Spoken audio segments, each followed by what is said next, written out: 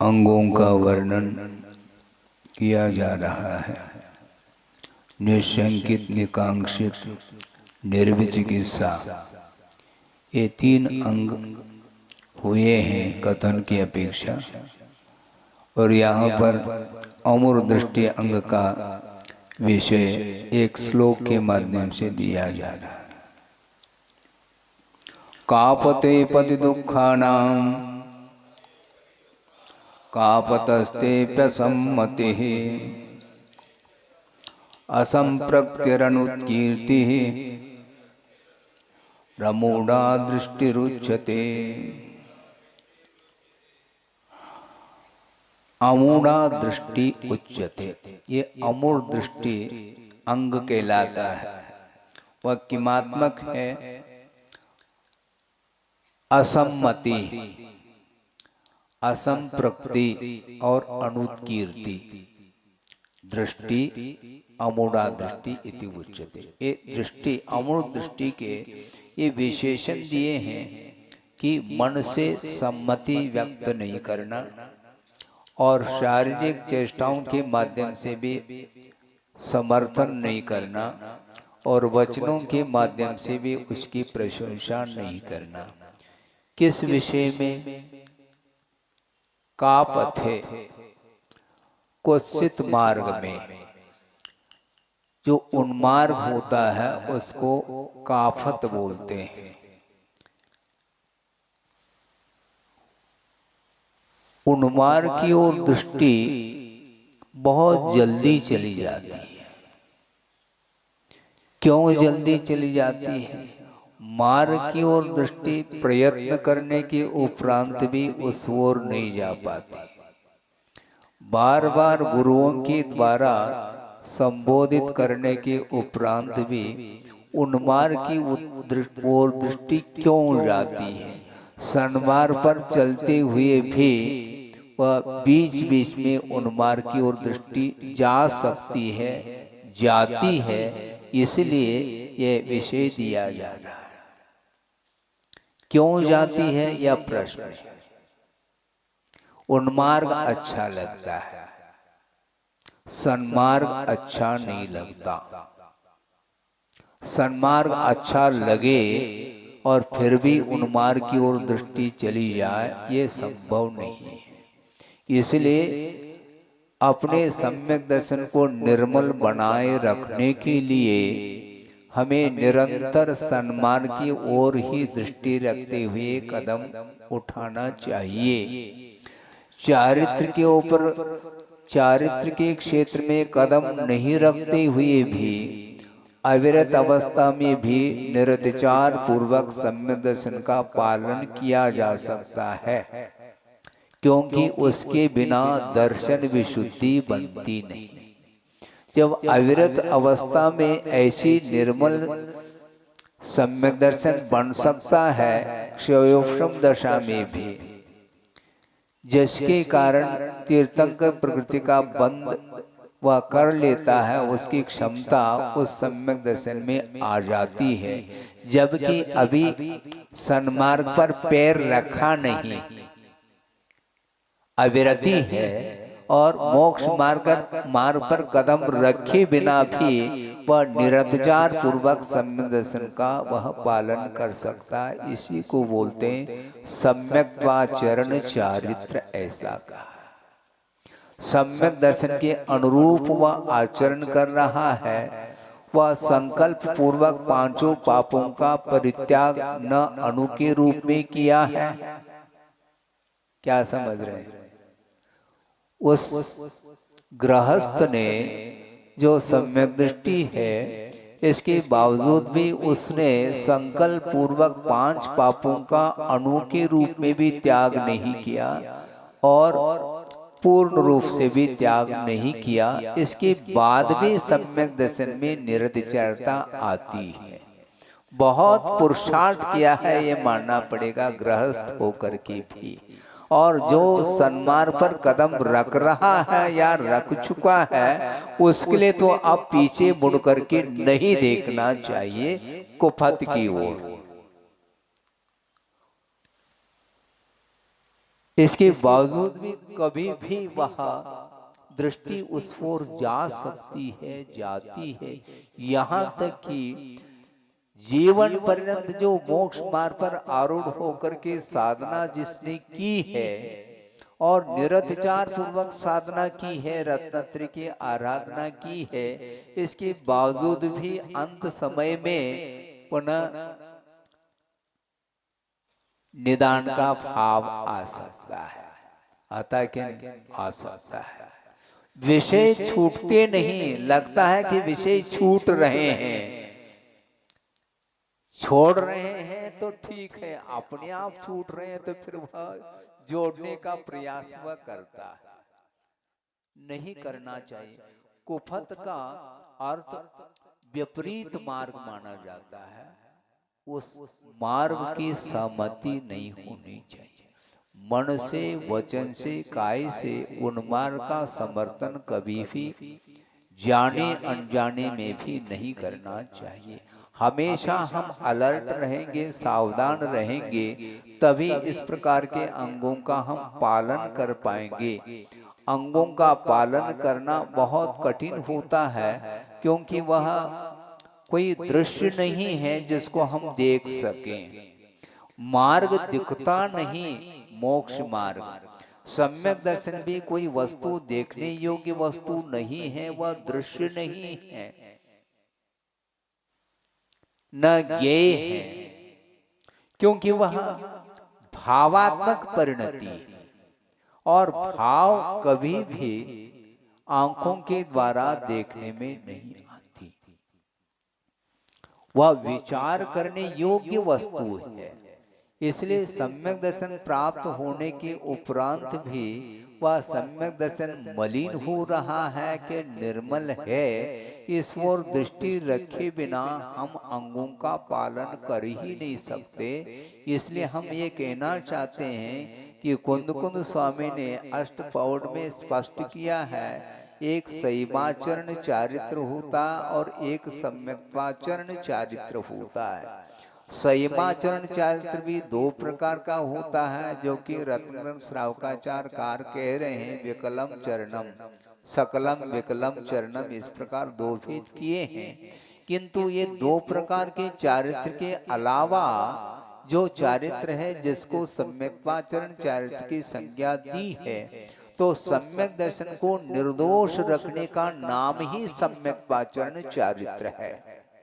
संकल्प पूर्वक प्रतिज्ञाबद्ध होकर के 5 पापों का परित्याग नहीं किया है, इसके बाद भी श्रद्धान में उज्ज्वलता आ रही है, वह सम्यक्त्वाचरण चारित्र माना जाता है। बार बार इन 8 अंगों के ऊपर विचार करने की आवश्यकता है। चारित्र को अंगीकार करने के उपरांत चारित्र को तो हम निर्मल बनाए रखने का पुरुषार्थ करते हैं, किंतु ये ध्यान में रखना चाहिए, चारित्र में जो निर्मलता आती है वह सम्यक दर्शन की निर्मलता के ऊपर ही निर्धारित है। हम उपवास कर रहे हैं, करो, कोई वादा नहीं, करना चाहिए। बाह्य तप का आलम्बन ले लिया, मान लो श्रमण ने, अनशन है, ऊनोदर है, वृत्ति पर संज्ञान है, रस परित्याग है, काय क्लेश है, विविक्त शय्यासन है, ये सारे कठिन से कठिन तप कर रहा है, इसके बावजूद भी सम्यक दर्शन मलिन हो सकता है। इसमें संभावनाएं बहुत सारी हैं, क्योंकि दृष्टि अंतर्दृष्टि होनी चाहिए। बाह्य तप का आगम में कहीं भी निषेध नहीं किया, बल्कि समर्थन ही किया, किंतु बाह्य तप का जो अनुष्ठान है उसके पीछे अंतरंग तप है, निहित रहता है। अंतरंग तप के विकास के लिए है, आभ्यंतर तप कहा उसको, आध्यात्मिकस्य तपस परिवृंहणार्थम, ऐसा स्वयं समंतभद्र स्वामी स्वयं स्तोत्र में कह रहे हैं। कुंतुनाथ भगवान की स्तुति करते हैं। आध्यात्मिक तपस, भीतरी तप के विकास के लिए ही बाह्य तप का आलम्बन लिया जाता और लेना चाहिए। यानी भीतरी तप का अभाव है और हम मात्र बाहरी तप की ओर ही जोर दे रहे हैं, तो कभी भी वह चारित्र उज्जवल नहीं हो सकता। चारित्र को उज्जवल बनाने के लिए सर्वप्रथम हमें सम्यक दर्शन को ही पूर्णतः निर्मल बनाने का पुरुषार्थ करना चाहिए। हाँ, सम्यक दर्शन यदि मलिन रहेगा तो निश्चित रूप से विषयों के कारण ही सम्यक दर्शन मलिन होता है। विषयों की आकांक्षा बार बार हो रही है तो वह निकांक्षित अंग का पालन नहीं कर पा रहा है, और निकांक्षित अंग का पालन यदि नहीं कर पा रहा तो निश्चित रूप से फिर अमूल दृष्टि अंग का भी पालन करने में उसको कठिनाई का अनुभव करना पड़ेगा। क्योंकि विषयों की आकांक्षा जैसे जैसे बढ़ती चली जाती है वैसे वैसे उसकी पूर्ति करने के लिए उसका भाव सन्मार्ग से हट करके उसका भाव उन्मार्ग की ओर चला जाता, उन्मार्ग की ओर उसकी दृष्टि चली जाती है। और इस प्रकार के भी भाव मन में आ सकते हैं। हम ये कहना चाहते हैं, कई लोग कहते भी हैं महाराज हम धर्म की आराधना करते हैं, धर्म की उपासना करते हैं, किंतु उस धर्म का फल हमें देखने को नहीं मिल रहा है। धर्म की उपासना करते हुए भी हमें धर्म का फल हम साक्षात देखना चाहते हैं, किंतु देखने को नहीं मिल रहा है। फिर क्या मिल रहा है महाराज? जहाँ कहीं भी हम हाथ डालते हैं, कहाँ हाथ डालते हैं आप? अंधेरे में हाथ डाल रहे हैं क्या? जहाँ कहीं भी हाथ डालने का अर्थ ये है कि सांसारिक कार्य करने के लिए हम कटिबद्ध होते हैं, वो जहाँ कहीं भी हम प्रयास करते हैं वहां पर विफलता हाथ लगती है। इसलिए धर्म के प्रति आस्था कम होती चली जा रही है। ये आपकी गलत धारणा है। इसलिए गलत धारणा है, वर्तमान में धर्म की आराधना करते हुए भी अतीत का ऐसा बहुत कुछ स्टॉक है कर्म जो सत्ता में विद्यमान है, वो फल दे करके आपको विचलित करने में कारण शुद्ध हो रही है। वह प्रकृति बंद करते समय संसारी प्राणी कभी विचार नहीं करता, विचार करता ही नहीं। वो विचार मग्न है, मात्र पंचेंद्रिय के विषयों का संकलन किन प्रकार से हमें करना है उस ओर उसकी दृष्टि जाती है, इसलिए वह अपने भावों को पकड़ नहीं पाता। इस प्रकार क्यों हो रहा है? जहां कहीं भी मैं हाथ डालता हूं उसमें सफलता नहीं मिलती है। ये किन प्रकार से क्यों हाथ डालना चाहते हो आप? नीति न्याय के अनुरूप जो आवश्यक आपके लिए विषय हैं उनका अर्जन करिए, किंतु नीति न्याय को छोड़ करके अन्याय अत्याचार के साथ यदि आप संकलन करना चाहते हैं तो इसके माध्यम से और कर्म का बंध होता ही चला जाएगा। एक तो अतीत में अज्ञान दिशा में कर्म किया है पर्याप्त मात्रा में और विशिष्ट संक्लेश के साथ विशिष्ट अनुभव के साथ कर्म का अर्जन किया है, और वह द्रव्य क्षेत्र आदि के निमित्त को लेकर के जब उदय आता है उस समय तुम्हें रोना नहीं चाहिए। भगवान के सामने जा करके हम वंदना कम करते हैं, रोते ज्यादा। महाराज आपने कब देखा आंखों में आंसू आने का नाम ही रोना नहीं। हाँ, विषयों की इच्छा रखना भी वस्तुतः रोना है। ये आप उस चीज को समझ नहीं पा रहे हैं, क्योंकि वस्तुतः लोभ के उदय में संसारी प्राणी रोता नहीं। रोता कब है? शोक के उदय में रोता है। वो रोना वही है, क्योंकि भगवान आजकल आपके चरणों में मैं प्रतिदिन आ रहा हूँ, पर्याप्त मात्रा में समय भी दे रहा हूँ, इसके बाद भी जिस रफ्तार से दुकान चलनी चाहिए उस रफ्तार से दुकान नहीं चल पा रही है। हमें चिंता हो रही है, इसलिए चिंता मग्न वहां पर हो करके भगवान को याद कर रहा है। भगवान को याद क्यों करना चाहते हो? जब आप विषयों को ही याद करना चाहो तो प्योर करो ना। भगवान का सहारा क्यों लेना चाहते हैं आप? सच्चे देवगुरु शास्त्र का आलम्बन लेकर के आप करना क्या चाहते हैं? सच्चे देवगुरु शास्त्र के आराधना के माध्यम से उपलब्ध जो सम्यक दर्शन है वह निर्मलतम हो सकता है। और ये सब छोड़ करके सम्यक वर्धनी क्रिया को छोड़ करके कौन सी क्रिया आजकल आपने प्रारंभ कर रखी है? भगवान कहते हैं, भगवान कहते नहीं, उनकी तरफ से मैं कह रहा हूं। हाँ, भगवान तो वीतरागी है, उनको कोई चिंता नहीं है किसी की। हाँ, क्योंकि जिसको स्वयं की चिंता होती है वही दूसरे की चिंता भी करता है। और उनको स्वयं की भी चिंता इसलिए नहीं है, उनको केवल ज्ञान उत्पन्न हो गया, वो निश्चिंतता का अनुभव कर रहे हैं। इसलिए उनकी दृष्टि अपने आत्मा में निहित है, इसलिए विश्व के ओर उनकी दृष्टि नहीं जाती। जबकि केवल ज्ञान होने के पूर्व में ही उन्होंने ऐसा जगत का चिंतन किया और विश्व कल्याण को लेकर के उन्होंने चिंतन करते हुए और तीर्थंक प्रकृति के बंद करने के फल स्वरूप उन्हें वह पद उपलब्ध हो गया है। अब वो सोचते हैं मेरे कल्याण करने से दूसरे का कल्याण नहीं होगा, किंतु मैं उसमें एकमात्र निमित्त हूँ। कल्याण कोई करना चाहे उसके लिए कुछ मार्गदर्शन दिया जा सकता है।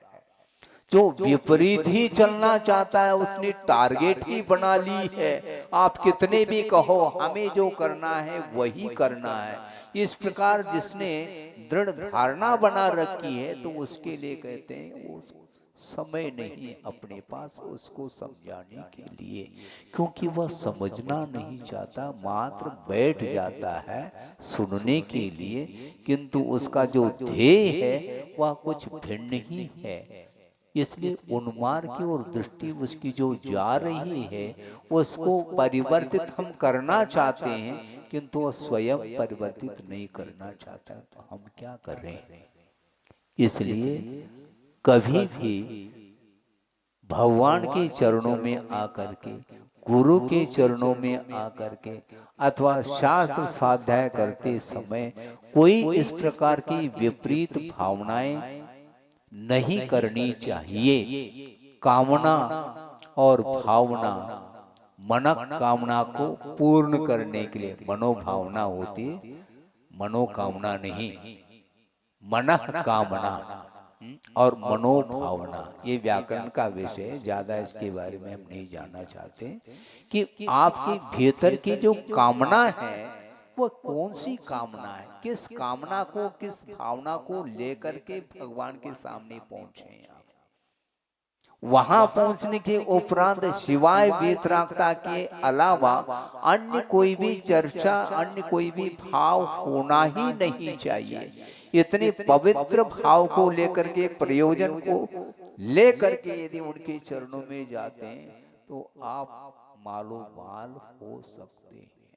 हम तत्काल परिणाम चाहते हैं, इधर अभिषेक किया नहीं और उधर देख रहा है वातावरण कैसा है, क्योंकि बीज बोया है, पानी की प्रतीक्षा कर रहा और इधर भगवान की ओर धारा छोड़ रहा। आप सोचो, विचार करो, ये भी कोई बात है? इतनी आकुलता, शांति धारा कर रहे हो और मन में अशांति है, तो शांति धारा से क्या प्रयोजन सिद्ध होने वाला, मुझे बताओ। मतलब भीतर जो भाव है उसकी बात मैं कहना चाहता हूँ। कभी भी अपने भावों को कोई भी व्यक्ति एक दूसरे के सामने व्यक्त नहीं करना चाहता, किंतु भीतर उसके भाव बने रहते हमेशा स्वार्थ को लेकर के। इसलिए भगवान की आराधना आप निस्वार्थ भाव के साथ यदि करोगे तो कभी भी आपकी दृष्टि उन्मार्ग की ओर नहीं जा सकती। उन्मार्ग और कोई वस्तु नहीं, ये ध्यान रखो। उन्मार्ग वस्तु तो और कोई वस्तु नहीं, क्योंकि विषयों की इच्छा के साथ जो किया जाता है वहीं पर उन्मार्ग सिद्ध होता है। सन्मार्ग की बात करो, और सन्मार्ग पर चलने वाला और मोक्ष मार्ग के ऊपर श्रद्धा रखने वाला व्यक्ति कभी भी विषय और कषायों को नहीं चाहेगा। यदि चाहता भी है तो उसका प्रयोजन भी कुछ भिन्न रख करके ही वह चाहता है, गृहस्थ भी। क्योंकि ये विषय अपने आप में साधन के रूप में प्रतीति में आनी चाहिए, चाहे वह गृहस्थ हो चाहे और कोई भी वृत्ति हो। ये जितने भी विषय सामग्री हैं ये केवल साधन के रूप में आना चाहिए, साध के रूप में नहीं। और साधन के रूप में यदि आ जाए तो अनुपात से ही वह ग्रहण करेगा उसको। अनुपात का ख्याल रखे बिना वह क्यों ग्रहण करना चाहेगा, मुझे बोलो। दवाई का अनुपान आप करते हो, अनुपात से करते हैं कि बिना अनुपात के? अनुपात से करते हैं। क्यों? एकमात्र रोग को दूर करने की दृष्टि से ही उस दवाई को ली जा रही है, यही एकमात्र उद्देश्य है।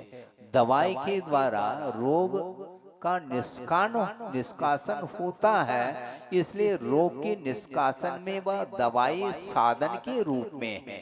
तो जिस प्रकार दवाई को साधन के रूप में आप लेते हैं, उसी प्रकार आपके मन में भोजन पान आदि करते समय भी वह साधन के रूप में ही आना चाहिए। उससे अतिरिक्त यदि भाव आ गया तो उसकी पूर्ति के लिए वह रात दिन लगा रहता है। इसी को बोलते हैं विषयों की आकांक्षा।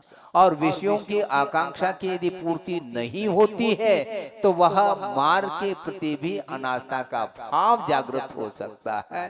यानी समीचीन मार्ग के प्रति अनास्था का भाव जागृत होने में यदि कोई कारण है तो पंचेंद्र के विषय है, और उसकी पूर्ति के लिए फिर वह सोचता है कि भैया यहाँ पर प्रतिदिन भगवान की पूजन अर्चन करो, इतना सब प्रयास करो, इसके उपरांत भी हमारी मन की पूर्ति नहीं हो रही है, इसलिए वह आर्ट लाइन लेना प्रारंभ करता है। वह धर्म को भी छोड़ने के लिए उतर आता है। आप सोचो, विचार करो। उन्मार्ग क्या कुछ दिख रहा है? उन्मार्ग कुछ दिखता है? न सन्मार्ग दिख रहा है न उन्मार्ग दिख रहा है। ये भावों का खेल है। विषय की अत्यासक्ति जो होती है विषय संबंधी, उसके कारण ही सम्यक दर्शन समाप्त हो जाता है, वह कुपथ पर आरूढ़ होना प्रारंभ करता है। ये कहा जा रहा है। इसलिए का पथे, वो कैसा है कुपथ? दुखाना पथि, पति नहीं पथि, पथ अर्थात मार्ग होता है। कतम भूते पथि का पथे, ऐसा कहा। उन्मार्ग कैसा है? दुखानाम पथि, यानी दुखों का वह मार्ग है और उस पर चलना चाह रहा। अब सोचो, विचार करो। शास्त्र खोल करके कम से कम पढ़ो तो सही कि आगम में क्या लिखा जा रहा है। और लिखने वाले कोई सामान्य व्यक्ति नहीं, भगवान की यह वाणी है, जिनवाणी है, और उस पर श्रद्धा करने की आवश्यकता है। ये दुखों का मार्ग है, ऐसा कहा। जो उन्मार्ग का अर्थ वह दुख का पथ है। आप सुख चाहते हैं क्या? दुख? महाराज हम तो हाथ जोड़ करके कहते हैं दुख, हम सुख ही चाहते हैं। हाथ जोड़ने की क्या आवश्यकता है? आप सुख चाहते हैं, किस पथ पर चलना चाह रहे हैं आप सुपथ पर चलिए तो सुख मिलेगा। यदि कुपथ पर चलोगे दुख ही हाथ लगेगा। दुखानाम पथि, ऐसा कहा। ये दुख का मार्ग है। क्यों इसको दुख का मार्ग क्यों कहा? और तत्वार्थ सूत्रकार ने भी यही कहा, दुख में वाह। किसको कहा दुख रूप? ये 5 जो पाप हैं, हिंसादिक 5 पाप, ये दुख रूप है। महाराज ये दुख रूप थोड़ी नहीं। आप समझो, समझने का प्रयास करो। ये दुख रूप इसलिए है, ये दुखिले कारण है इसलिए इसको दुख रूप कहा है। इसलिए कारण में कार्य का उपचार इस ढंग से किया जाता है। हाँ, कारण में कार्य का उपचार, कभी कभी कारण के कारण में कार्य का उपचार भी किया जाता है। कारण के कारण में कार्य का उपचार, थोड़ा और लंबा हो गया हमारा, हाँ बात तो ये कहना चाह रहे हैं हम भी। कारण के कारण में, दो कारण हो गए, कारण के कारण में कार्य का उपचार। जैसे हिंसादिक 5 पाप दुख रूप है, ऐसा क्यों कहा? ये दुख के लिए कारण है, ये दुख के लिए कारण नहीं है। क्यों? हिंसादिक 5 पाप के माध्यम से असाता का आश्रव होता है, पाप कर्म का आश्रव होता है, और वह पाप कर्म का उदय दुख के लिए कारण है। इसलिए यह 5 पाप बहुत इनडायरेक्टली दुख के लिए कारण सिद्ध होते हैं। 5 पापों का आलम्बन लेते हैं तो पाप कर्म का आश्रव होगा, और पाप कर्म के उदय में दुख उत्पन्न होगा। यानी असाता वेदनी भी यह दुख के लिए कारण है, असाता वेदनी भी दुख रूप नहीं, क्योंकि यह कर्म है। कर्म के उदय में जो फल मिल रहा है उसके द्वारा दुख हो रहा है। हाँ, असाता वेदनी कर्म का उदय नहीं हुआ है, सत्ता में ही है, मान लो वह असाता वेदनी कर्म, आप शांति के साथ बैठे, किंतु असाता कर्म की उदय अथवा उदीर्णा हो गई तो किसी न किसी नो कर्म के निमित्त को लेकर के आपको दुख उत्पन्न होगा। इसलिए वह असाता वेदनी कर्म दुख रूप नहीं, दुख के लिए कारण है। और असाता वेदनी कर्म के लिए कारण क्या है? 5 पाप है। इसलिए 5 पापों को दुख रूप कहा। दुख के कारण में कार्य का उपचार करके इस ढंग से व्याख्यान करते हैं आचार्य। इसलिए आपको दुख से बचना है तो आप सही मार्ग पर चलने का पुरुषार्थ करिएगा। आप दुखानाम पथि, ऐसा कहा, ये दुख का मार्ग है। और दुख का मार्ग का अर्थ ये है, ये पाप कर्म के आश्रम के लिए कारण है, इसलिए इसको उन्मार्ग कहा। कुपथ कहो अथवा उन्मार्ग कहो, और दुखानाम पथि और कहा। हाँ, दुख का मार्ग है, किंतु संसारी प्राणी को समझाना बहुत कठिन हो रहा है। ये दुख का मार्ग वह समझ में आ जाए तब तो, क्योंकि जिसकी विषयों की आकांक्षा बढ़ती जा रही है तो निश्चित रूप से उसका भविष्य अंधकार में है, और वह उन्मार्ग पर चलने को तैयार हो रहा है। क्योंकि विषयों की आसक्ति के कारण ही अनंतानुबंधी का आश्रय यदि हो जाएगा तो सम्यक दर्शन समाप्त हुआ, और सम्यक दर्शन के अभाव में अनंतानुबंधी का आश्रय होता है तो उन्मार्ग की तैयारी प्रारंभ हो गई। ग्रहित मिथ्या से बचना, आप बच गए, किंतु ग्रहित मिथ्या की तैयारी हो रही है, ये ध्यान रखो। ग्रहित मिथ्या की तैयारी कैसे हो रही महाराज? हम तो सच्चे देवगुरु शास्त्र की आराधना कर रहे हैं, अभी कर रहे हैं। यदि आपकी आसक्ति बढ़ती जाएगी तो निश्चित रूप से वह दुर्गति का बंद करने योग्य वह मटेरियल समारंभ चल रहा है, समारंभ भी हो रहा है, समारंभ भी हो रहा है, तो आरंभ होगा बाद में। हाँ, यहाँ पर नरकाय का बंद करता है, यहाँ पर त्रियंचाय का बंद करता है, किंतु उदय यहाँ पर नहीं आना है उसको। ये तैयारी है, समारंभ इसी को बोलते हैं। उन्मार्ग का समारंभ है, ये ध्यान रखो। आपको लगेगा कि महाराज ये कुछ बात समझ में नहीं है, धीरे धीरे समझ में आएगी। डायरेक्ट कभी कथन किया नहीं जाता, ये बहुत सारा विषय उसमें समाहित रहता, अंतर्भूत रहता। सामान्य शब्दों के माध्यम से कह दिया कि उन्मार्ग पर चलने से वह सम्यक दर्शन मलिन होता है या समाप्त होता है, ऐसा कहा जा रहा है। लेकिन उन्मार्ग का अर्थ क्या है? किस चिड़िया का नाम उन्मार्ग है, हमें बता दो। कषाय का मंद उदय चल रहा है, फिर भी वह उन्मार्ग पर पैर रखा हुआ है। हाँ। कषाय की तीव्रता में कोई उन्मार्ग पर पैर रखा है वो तो देखने में आ सकता है, किंतु कषाय के मंद उदय के साथ भी उसका कदम उन्मार्ग पर पड़ सकता है, पड़ता है, क्योंकि भीतर उसकी इच्छा शक्ति वही है। हाथ में जो लड्डू है उसको छोड़ दिया उसने, त्याग कर दिया क्या? त्याग नहीं किया। 10 लड्डू की भूख है, हाँ, इसलिए एक लड्डू से हमें कोई भूख मिटती नहीं, इसलिए इसको छोड़ो और 10 लड्डू की तैयारी करो। यानी वह आकांक्षा इसी को बोलते हैं। इसलिए इस प्रकार संसारी प्राणी विषयों को छोड़ने के लिए तैयार होता है। इसलिए तैयार हो रहा है क्योंकि मन के माफिक पर्याप्त मात्रा में भोग सामग्री नहीं मिलने के कारण वह छोड़ करके वह तप करना प्रारंभ करता है। इसलिए वह तप भी उन्मार्ग का समर्थन करने वाला तप माना जाता है। इसी को बाल तप की संज्ञा आचार्यों ने दी है। ग्रहित मिथ्यात्व नहीं, अग्रहित मिथ्यात्व भी बहुत सशक्त है वो भी। हाँ, हम ग्रहित मिथ्यात्व की आराधना अभी नहीं कर रहे हैं, किंतु इनडायरेक्टली ग्रहित मिथ्यात्व का समर्थन होता चला जाएगा।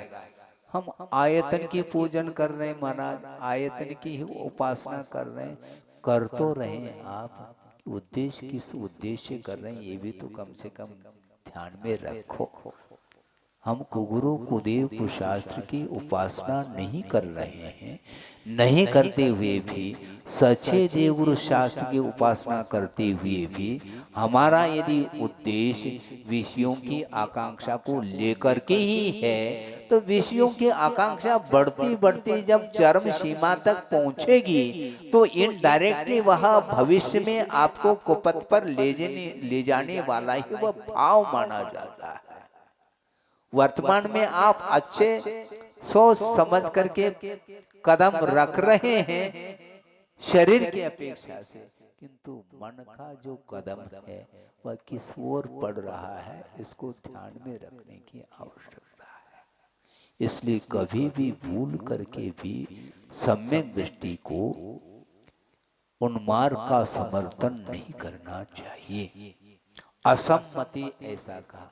और मार्ग मात्र उन्मार्ग की ओर ही दृष्टि नहीं, उन्मार्ग का समर्थन हम नहीं कर रहे हैं, किंतु उन्मार्ग पर जो चलने वाले लोग हैं कापतस्ते, कापतस्ते का अर्थ क्या?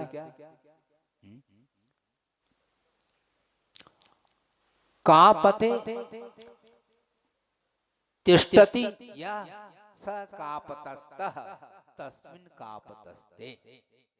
जो उन्मार्ग पर ठहरा हुआ है उसका नाम कापतस्त माना जाता है। जिसमें ठहरता है उसको बोलते हैं। उन्मार्ग पर ठहरा हुआ है वह कापतस्त माना जाता। कापते कुत्सित मार्गे तिष्ठति यः स कापतस्तः तस्मिन्। उस उन्मार्ग पर चलने वाला जो व्यक्ति है उस पर भी कभी भी श्रद्धा नहीं, उसका भी समर्थन नहीं करना। न कुमार का समर्थन, न कुमार पर चलने वाले व्यक्ति का समर्थन मन से कभी भी नहीं करना चाहिए। अन्य दृष्टि प्रशंसा, अन्य दृष्टि संस्तव, ये उमा स्वामी महाराज ने कह दिया। ये सम्यक दर्शन के अतिचार के प्रकरण में आया। तो यहाँ पर भी वही बात कही जा रही है। उन्मार्ग का समर्थन क्यों करते हो? तुम चाहते क्या?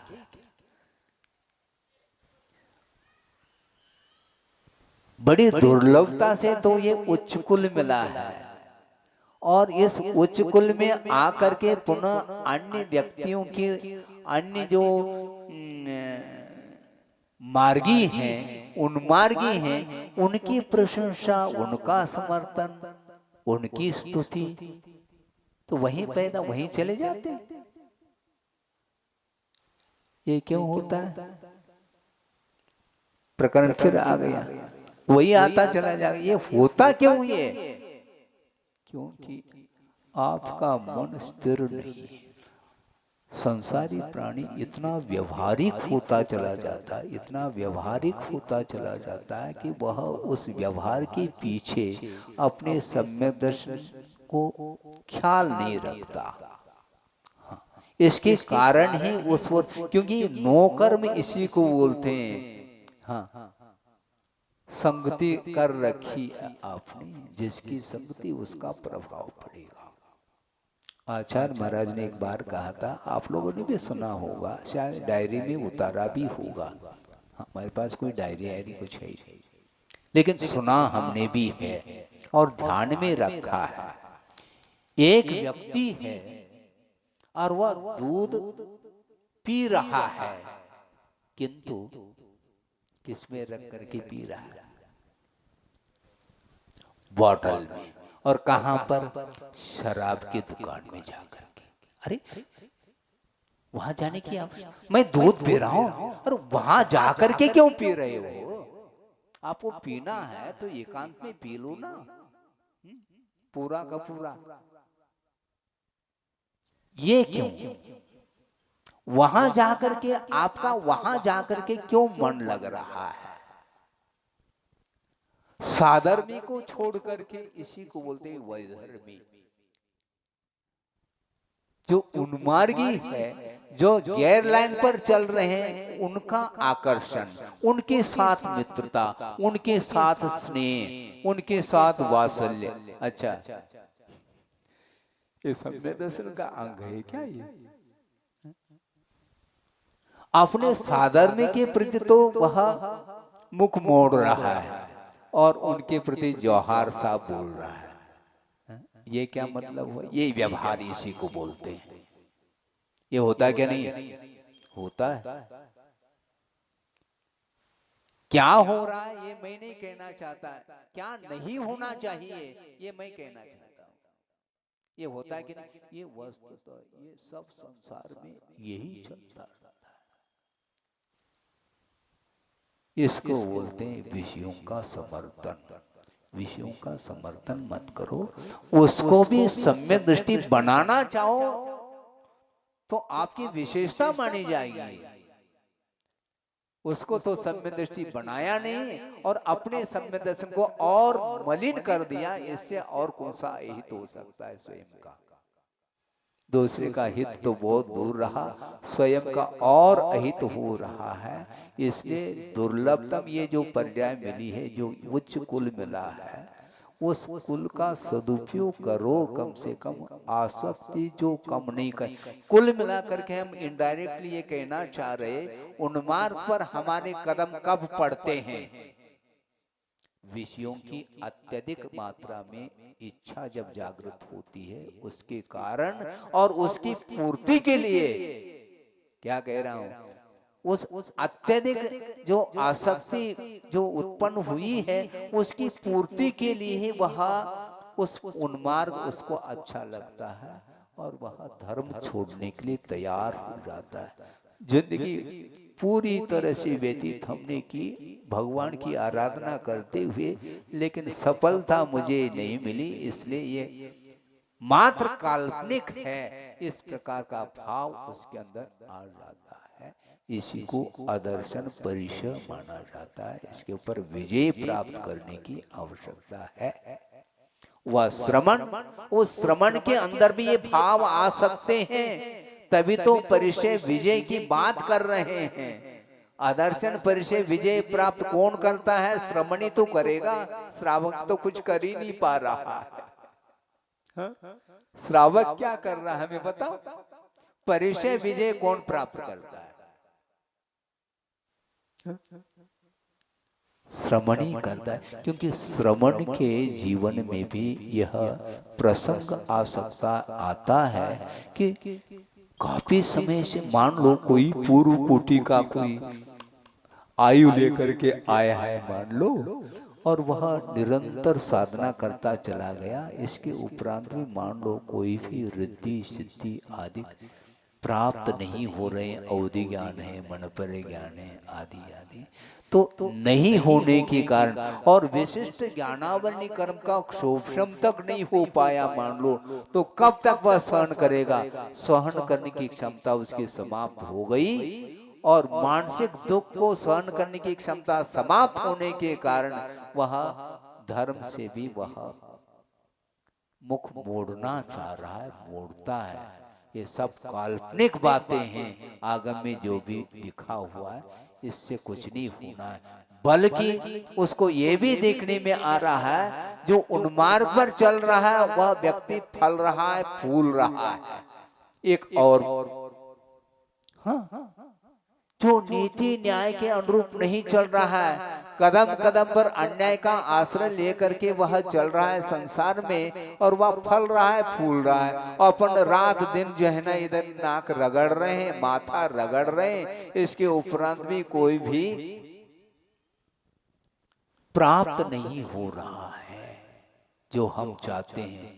तो इसके कारण ही ये कुल मिलाकर के वो बात आ गई, इन विषयों के आकांक्षा के कारण ही वह मार्ग के प्रति अनास्था का भाव जागृत हो रहा है। इसलिए अपने को बहुत अलर्ट रहने की आवश्यकता है। बहुत जल्दी हम हाथ धो लेंगे सम्यक दर्शन से।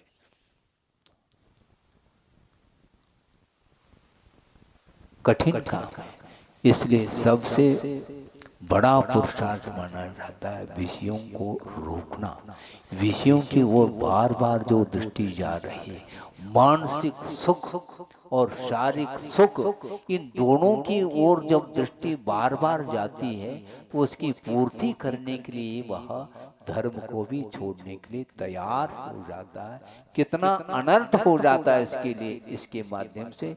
इसलिए कहा जा रहा है उन्मार्ग का भी समर्थन नहीं करना, और उन्मार्ग पर चलने वाले जो जीव हैं उनका भी मन से, वचन से, काय से कभी भी समर्थन नहीं करना। कृत कारित अनुमोदन मन वचन काय नौकोटि पूर्वक समर्थन नहीं करना चाहिए, क्योंकि समर्थन करते करते करते हमारे जीवन में भी वह ग्रहित मिथ्यात्व आने में देर नहीं, क्योंकि यह सहन नहीं हो रहा है उसको, और वह धीरे धीरे धीरे उसका वह सम्यक दर्शन की जो गुण है वह समाप्त होते चले जाते हैं, और वह बाहर हो जाता है। किससे? धर्म से बाहर हो जाता है, और अधर्म का समर्थन का यह परिणाम निकलता है।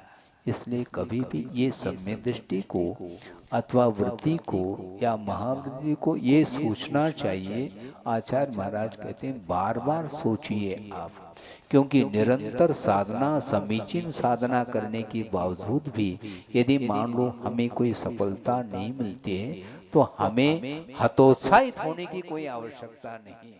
उस समय ये सोचना चाहिए, उसका विवेक माना जाता है कि मेरा किया हुआ अतीत का कर्म का उदय है, इसलिए बार बार विपरीतताएं आ रही हैं, कोई बाधा नहीं, अपने को दृढ़ता के साथ पालन करना है। ये दृढ़ता आ जाए तब, दृढ़ता नहीं आती। धैर्य रखना चाहिए, धैर्य हो तो रखे, धैर्य है ही नहीं, बहुत उतावलापन है, गंभीरता नहीं होने के कारण ऐसा होता है। आचार्य ये कहना चाह रहे हैं कि वृद्ध कौन है? जिसके बाल सफेद हुए वह वृद्ध है क्या? जिसकी कमर टेढ़ी हो गई वह वृद्ध है क्या? जिसके दांत गिर गए पूरे के पूरे वह वृद्ध है क्या? ये उम्र की अपेक्षा से वृद्धत्व अलग वस्तु, किंतु परमार्थ क्षेत्र में वृद्ध कौन है? वह कारिका आपके सामने रख रहा हूं, याद आ गया इसलिए। प्रत्यासत्यम समायातई, क्या कहा? प्रत्यासत्यम समायातई विषय स्वांतरंजकैः न धैर्यं स्खलितम येषाम ते वृद्धा विबुधैर्मताः। वे वृद्ध हैं, उनको वृद्ध कहा। कौन? विबुधैर्मता, विद्वानों ने कहा, अर्थात भगवान ने उनको वृद्ध कहा है। सर्वज्ञ भगवान उनको वृद्ध बोलते हैं। किनको? प्रत्यासत्यम समायाते विषय, मन को रंजायमान करने वाले जो पंचेंद्र के विषय निकटता को प्राप्त है।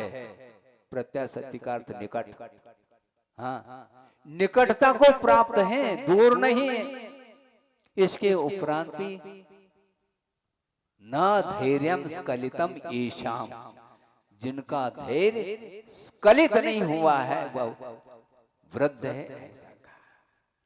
नौ कर्म के बीच में रह करके भी जिसका धैर्य बंधा हुआ है वह कभी भी उठाने का भाव नहीं करता, वह वृद्ध माना जाता।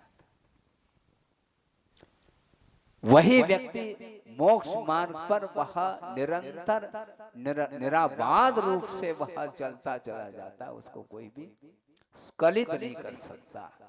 कदम कदम पर चलायमान करने वाले बहुत सारे पदार्थ मिल सकते हैं, इसके उपरांत भी उनको उससे कोई सरोकार नहीं है। ये विषय, विषयों को हमने ये मान करके छोड़ा है, फिर उनको क्यों चाहूं मैं? मम विज्ञस्य का स्पृहा, मैं तो विज्ञ हूं, और विज्ञ होने के उपरांत भी विषयों की ओर ही यदि इच्छा है, स्पृहा है, यह है, फिर वो कैसा कहलाएगा? वो साधक नहीं हो सकता। दूर पदार्थ हो तो फिर भी ठीक है, बिल्कुल बीच में ही, पदार्थों के बीच में ही हम बैठे हैं, निकटवर्ती पंचेंद्र के विषय होने के उपरांत भी, और कोई भी नहीं है, इसके उपरांत भी उठाने का भाव संभव नहीं। यदि उठाता है तो वह वृद्ध नहीं है, ये कहा जा रहा है। विषयों की इच्छा से जो ऊपर उठ रहा है वह वृद्ध माना गया है पारमार्थिक क्षेत्र में। हाँ, लौकिक क्षेत्र में ये 80 साल का वृद्ध आ गया, 90 साल का वृद्ध आ गया, हाथ में लठिया टेक करके आ रहा है, वह उम्र के अपेक्षा से उसमें वृद्धत्व आया है, किंतु विषयों की अपेक्षा से वह बहुत जवान है। वो, हाँ, उसकी तृष्णा युवती है, वह बूढ़ी नहीं हुई, वह स्वयं बूढ़ा हुआ, किंतु उसकी जो इच्छा है विषय के प्रति वह कभी बूढ़ी नहीं हुई, शांत नहीं हुई, इसलिए वह कुपथ पर। ये अमूढ़ दृष्टि अंग है, और ये क्या बता रहा है? सोचो, विचार करो। उन्मार्ग पर जाने का भाव जो आता है वह इसके कारण, इसके पीछे तथ्य ये है, विषय यदि गायब है तो उन्मार्ग पर कदम रख ही नहीं सकेगा। वो जिसके अंदर विषयों के प्रति इच्छा नहीं है, 50 व्यक्ति मिलकर के भी उसको उन्मार्ग पर आरूढ़ नहीं करा सकेंगे, क्योंकि उसकी स्वयं की इच्छा नहीं है। जबरदस्ती कर लो तो बात अलग है, तो चलो उपसृष्ट मुनिरिवा ऐसा कहकर के उपसर्ग मान करके वह बैठ जाएगा, किंतु कभी भी वह विषयों का ग्रहण नहीं कर सकता। इसलिए उन्मार्ग से बचने के लिए विषयों से बचो, ऐसा कहा, क्योंकि अनंतानुबंधी की उदय में अनंत आशा जब जागृत होती है तो उसके लिए कौन सा सुपथ है, कौन सा कुपथ है, वह दृष्टिगत नहीं हो सकता, वह अंधा हो जाता है और चलता चला जाता है। और उन्मार्ग पर चलने वाले जो लोग हैं उसके गले में हाथ डाल करके मित्रता का व्यवहार करता हुआ चला जाता है। इसलिए हमें दूध पीना है, हमें शराब नहीं पीना, इसलिए शराब की दुकान में जाकर के क्यों पिए, और जो शराबी हैं उनकी संगति क्यों करें, वैधर्मी की क्यों संगति, साधर्मी की संगति करो ना। ताली नहीं बजाओ, संगति करने के लिए कहा जा रहा है, मात्र ताली बजाने के लिए नहीं कहा जा रहा है। ताली बजाते हुए भी यदि मान लो प्रसंग आता है तो वह तालियां सब गायब हो जाती है और पुनः वापस उसी स्थिति में आ जाता है। इसलिए अपने को गुणेषु प्रमोदम कहा है। क्या कहा है? गुणेषु प्रमोदम। वो गुणी है क्या? जो उन्मार्गी है वो गुणी है क्या? मुझे बताओ आप। उनको यदि गुणी बनाना चाहते हैं तो बात अलग है, किंतु अवगुणी के पास आपको जाने की आवश्यकता नहीं। उसको यदि गुण चाहिए तो आपके चरणों में आ जाएगा, आपको वहां जाने की क्या आवश्यकता है? उस पथ पर आपको जाने की क्या आवश्यकता है? उसको यदि सन्मार्ग चाहिए तो स्वयं आपके चरणों में आकर के समर्पित हो जाएगा। तो उसको उठाने का प्रयास करो, उसको प्रशस्त मार्ग को बताने का आप पुरुषार्थ करिए। हम स्वयं यदि कुपथ पर चलेंगे तो दूसरे को कभी भी सन्मार्ग पर हम ला नहीं पाएंगे। इसलिए होशियारी के साथ, सावधानी के साथ अपने अंगों का पालन करने का हमें संकल्प लेना चाहिए। व्रतों का संकल्प अलग है और सम्यक दर्शन को निर्दोष पालन करने का भी एक संकल्प होता है। इसी को बोलते हैं सम्यक वाचन चारित्र।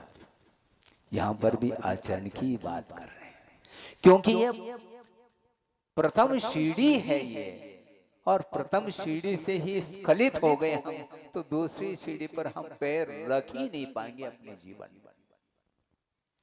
इसलिए एक दूसरे से एक अंग कनेक्टेड हैं, संबंधित हैं।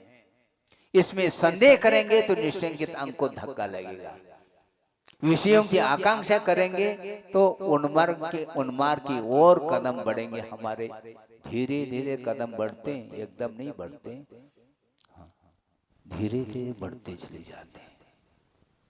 और कोई गुणी है, साधर्मी है, उनके साथ हमारा अनमन है, पटरी नहीं बैठती। अच्छा, जो वैधर्मी के साथ पटरी बैठ रही है, आपकी अच्छी पटरी है, आपकी अच्छी दोस्ती है, ये क्या है? जो सम्यक दृष्टि है, गुणी है। समस्या ये है हमसे ज्यादा गुणी है ना, समस्या ये खड़ी हो रही है। हमारी बराबरी परी हो अथवा हमसे थोड़े बहुत दो चार गुणों में यदि कमी रखता है तो उसके साथ तो पटरी बैठ जाएगी हमारी। हाँ, किंतु हमसे जो बड़े हैं, गुणी हैं, उनके साथ पटरी को बिठाना बहुत कठिन होता है। और जो उन्मार्ग पर चल रहा है उसकी संगति करने के लिए वो तैयार हो जाता है, किंतु सन्मार्गी को छोड़ता है। इसलिए वो कभी भी अपने सम्यक दर्शन को सुरक्षित नहीं रख सकता और उसको निर्मल बना नहीं सकता। इसमें वात्सल्य भी आ गया, आने वाला सब क्रम से आ रहे हैं ये। हाँ, ये सारे क्रम से, व्याख्यान क्रम से होता है और ज्ञान एक साथ भी हो सकता है, इसमें बाधा नहीं। छद्मस्त का जो ज्ञान है कथन के अपेक्षा से वह क्रम से कर रहा है व्याख्यान, किंतु उसको एक साथ जाना जा सकता है, महसूस किया जा सकता है। निश्चंकित अंग जिसके पास है वह सारे पलेंगे उसको, क्योंकि उन्मार्ग पर जाने का भाव उसके अंदर आ ही नहीं सकता, क्योंकि गाढ़ सिद्धांत है। अकंपा कहा था ना, हाँ। श्रद्धा तलवार के ऊपर पानी चढ़ाया गया है, लोहे का पानी, वो जिस प्रकार निष्पन्द है, उसी प्रकार जिसका सम्यक दर्शन निष्पन्द है, वो कदम कदम पर उन्मार्ग को जाने का भाव कर कैसा सकता है? नहीं कर सकता और नहीं करना चाहिए। करने का भाव आता भी है, वह इसलिए आ रहा है क्योंकि कभी भी किसी भी टाइम किसी भी क्षेत्र में किसी भी निमित्त को लेकर के वह कर्मों की उदीर्णा होती है और वह उदीर्णा को संभाल नहीं पाता, उसको झेल नहीं पाता, इसलिए वह स्खलित हो जाता है। इसलिए विषयों से दूर रहो ऐसा कहा। बार बार जिसका सम्यक दर्शन डिग रहा है तो उसको विषयों से बचने का पुरुषार्थ करना चाहिए, यदि अपने सम्यक दर्शन को सुरक्षित रखना चाहता है तो। हाँ, हम बार बार जोर दे रहे हैं क्योंकि चलायमान जो हो रहा है सम्यक दर्शन वो विषयों के कारण ही हो रहा है। इसलिए विषयों से दूर रहिए और वह विषय चेतनात्मक होते हैं, इसलिए उससे दूर रहना। हमने पहला भी कहा था, अभी शुरुआत में ही कहा था कि विषयों की आकांक्षा यदि होती है किंतु साधन के रूप में हो इतना पर्याप्त है, क्योंकि वह दवाई है। भोजन आपको करना है, अतिरिक्त क्यों? अतिरिक्त लोगे तो बीमार पड़ जाओगे। हमें कभी भी अतिरिक्त नहीं, अति नहीं करना चाहिए। अति सर्वत्र वर्जित ये बोलते हैं आप मात्र, किंतु हर क्षेत्र में आप अति करते चले जाते हैं। एक दुकान है महाराज, एक और खोलना चाहते हैं, आपका आशीर्वाद। कम पड़ रहा है मतलब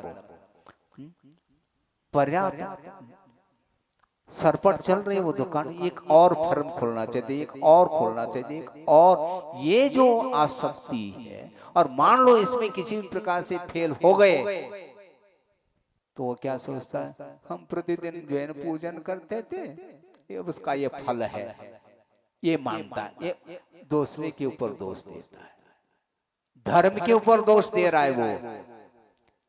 ये विषयों का परिणाम है, ये नहीं, उसकी बुद्धि में बात नहीं आ रही है, ये धर्म का परिणाम ऐसा मान करके वह छोड़ रहा है और अन्य व्यक्तियों के साथ संबंध रखना चाहता है। इसी को बोलते हैं विपरीत मान्यता। ये विपरीत मान्यता जो आती है विषयों के कारण आती है। इसलिए मन से, वचन से, काय से कुपथ का समर्थन नहीं करना, और कुपथ पर चलने वाले जो लोग हैं उनका भी किसी भी प्रकार से समर्थन मन से भी नहीं, वचन से भी नहीं, और कायिक चेष्टाओं के माध्यम से भी नहीं करना चाहिए। तब तो आपका सम्यक दर्शन निष्पन्द है ऐसा माना जाएगा, नहीं है तो वह कंपायमान है ऐसा मानने में बाधा नहीं है। आपका समय हो रहा है, आगे धीरे धीरे जो अवशिष्ट विषय है उनको लेते हुए आगे के विषय को भी लेते हुए चलेंगे। तत्व चर्चा के माध्यम से आप लोगों का मन यदि मान लो पवित्रता का अनुभव करता है तो मैं मानता हूँ कि सम्यक दर्शन मजबूत है, नहीं है तो कभी भी वह धराशायी हो सकता है। इसलिए सबसे ज्यादा सुरक्षा का प्रावधान यदि है तो सम्यक दर्शन, क्योंकि सम्यक दर्शन नहीं है तो नींव नहीं है तो भवन धराशायी होगा। पक्की बात, नींव को मजबूत रखो। हाँ, वो कितना भी भूकंप तेजी से भी आ जाए तो भी वह भवन जो है ना वह निष्पन्द रहे। उसी प्रकार सम्यक दर्शन रूपी नींव को मजबूत बनाएंगे तो हमारा रत्नत्रय रूप भवन या साधना मजबूती के साथ रह सकती है, और उसके माध्यम से हम निराबाध रूप से मोक्ष मार्ग को तय कर सकते। मोक्ष मार्ग बहुत लंबा है, इस प्रकार कई बार हमने कहा है, बार बार कहने की आवश्यकता नहीं, प्रसंग आने पर उसको भी और कहा जा सकता है। अभी तो इतना ही विषय है और समय भी इतना है, इसलिए कभी भी स्वप्न में भी अपने को विषयों का समर्थन नहीं करना।